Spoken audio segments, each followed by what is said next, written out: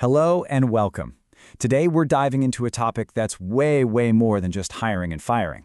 We're talking about strategic human resource management, or SHRM. And trust me, it's the real engine that makes sure a company's people and its biggest goals are actually moving in the same direction. So, let me ask you a question. When you hear HR, what pops into your head? Is it just piles of paperwork, making sure everyone gets paid on time? Yeah, that's definitely part of the gig. But honestly, that's just the tip of the iceberg. The real magic of modern HR is in its strategy. And that's exactly what we're going to get into. So what in the world do we mean by strategic HR? Well, it's a huge shift in how we think about people inside a company. It's about moving HR from being a purely administrative department to being a core strategic partner in the business's success. Now check out the official definition here. The keywords are pattern and planned. This isn't about just reacting when things go wrong. It's about proactively designing all your people-related activities, from hiring to training to promotions, so they directly help the organization hit its targets and, well, win. Every single HR move becomes a piece on the chessboard. But here's the thing, no company lives in a vacuum, right? A smart HR department has to have its head on a swivel, constantly looking at what's happening out in the world, because all of that stuff has a massive impact on everyone working inside the office. We can pretty much break these forces down into two big buckets. First, you've got the internal environment, everything happening inside the company's walls. And then you have the external environment, which is all those big, powerful forces shaping our world from the outside. Let's take a quick look at both. So internally, HR is dealing with things like trade unions or professional groups that have their own rules. But maybe the biggest one is culture. I mean, a culture like Tata's, which basically says, get the best people and just let them do their thing, needs a completely different HR playbook than a company that's super rigid and hierarchical. And of course, HR has to manage that constant, natural tension between what you want for your career and what the company needs to achieve. And then you look outside, and wow, you've got these huge forces at play. The economy, for instance. Inflation goes up and suddenly salary negotiations get a lot more intense. You have new laws about labor and discrimination that change the rules of the game. Technology is a big one. Automation comes in and boom, you need a whole new set of skills across the company. And you've got huge demographic shifts like the rise of the knowledge worker, which totally changes who you're hiring and what they expect from you as an employer. Now, the way we think about SHRM didn't just happen overnight. It's actually gone through a really cool evolution as thinkers and leaders have tried to figure out what really makes a people strategy successful. Let's do a quick flyby of how we got to where we are today. Back in the 80s, it was all about big conceptual models. People looked at successful companies and said, hey, it seems like they're doing this. It was based on observation. Then the 90s hit, and everyone started saying, okay, show me the data. That was the era of empirical examination, trying to prove with hard numbers that good HR actually leads to better performance.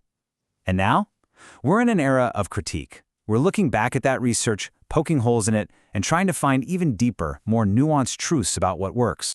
And all this evolution has shown us that at the very heart of strategic HR, there are these fundamental tensions. They're like these paradoxes that you can't really solve, but you have to constantly manage. These aren't problems to be fixed. They're balancing acts. And this quote really nails it. For a long time, people looked at these tensions as an either-or situation. You had to pick a side. But what we're learning is that the best companies don't choose. They figure out how to do both and they find their strength right there in that tricky balance. Okay, let's take a classic, commitment versus control. A commitment strategy is all about building loyalty and empowering your people. A control strategy is about rules, supervision, and making sure everything is super efficient. For years, people thought you had to pick one. But guess what? The research now shows that the absolute top-performing companies use a hybrid. They build incredible commitment, and they have smart, effective controls. Then you've got this tension between fit and flexibility. Think of it like this. Do you create an HR system that's like a perfectly tailored suit? It fits your current strategy perfectly, but that's all it does. Or do you build a system that's more like high-tech athletic wear, super flexible and ready to adapt to whatever the future throws at you? The answer, of course, is you need both. You need to execute today's plan perfectly while being ready to pivot tomorrow. And finally, there's differentiation versus integration. This is a tough one. How do you give special treatment to your absolute rock stars to keep them happy and motivated without making everyone else feel like second-class citizens? If you focus too much on differentiating, you create an us versus them vibe. But if you focus too much on integrating everyone, you might lose your best performers. It's a constant, delicate dance. So, mastering those balancing acts is the challenge for today. But what about tomorrow? The world of work is changing faster than ever, and you better believe HR is right in the middle of it all. Let's peek at what's coming next. To give you a sense of just how big this is, look at this number. That's the projected global market for diversity, equity, and inclusion (DEI) initiatives by 2026. This isn't just some side project. It is a multi-billion-dollar strategic priority for companies all over the world. And DEI is just one piece of this giant puzzle. The future of HR is being shaped by everything from hybrid work becoming the new normal, to the explosion of AI and data analytics, to a huge call for leaders who are more human-centered, and, of course, a critical focus on employee well-being, especially when you see that a shocking 76% of people are feeling burned out. And this whole focus on well-being isn't just a nice thing to do. The data couldn't be clearer. When 81% of employees say they're actively looking for companies that care about their mental health, it stops being a perk and starts being a core part of your talent strategy.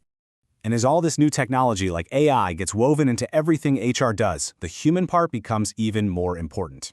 As Sahana Rao says here, being transparent and building trust around how these tools are used isn't just good policy, it's absolutely essential if you want people to actually get on board.